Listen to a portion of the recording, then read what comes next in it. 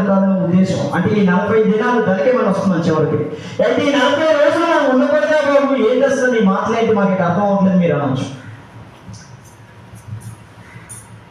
నిష్ట యేసుమాల వేసిన 40 రోజులు నిష్ట అయిపోతుంది. ఇంకా మీకు ఓపెన్ చెప్పాలంటే ఈ 40 రోజులకు ముందు ఆడు యేసుమాల వేస్తారు కదా, అంతకు ముందు చేసిన పాపాల కన్నా ఈ 40 రోజుల నిష్ట ఉన్న తర్వాత ఫుల్ చేస్తారు. ఈ 40 రోజులు ఒకేసారి చేస్తారు.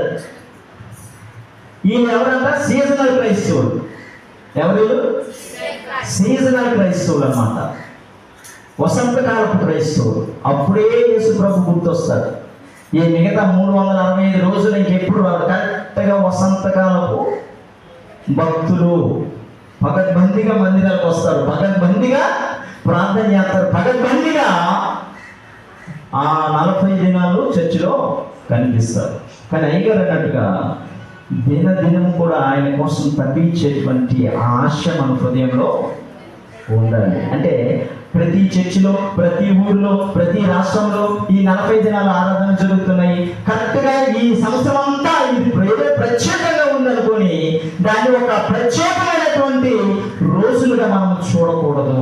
ఉండు, నేను కాదన్ను, ప్రార్థనలో ఉండు, విశ్వాసంగా ఉండు, దేవునితో గడుపు, ఓకే. కానీ ఈ 40 రోజులే ప్రాముఖ్యం అని మాత్రం అనుకోకు.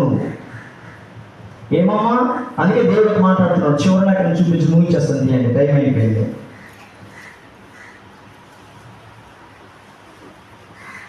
చివరి లేఖనం గలతీయులకు రాసిన పత్రిక 4వ అధ్యాయము 10-11.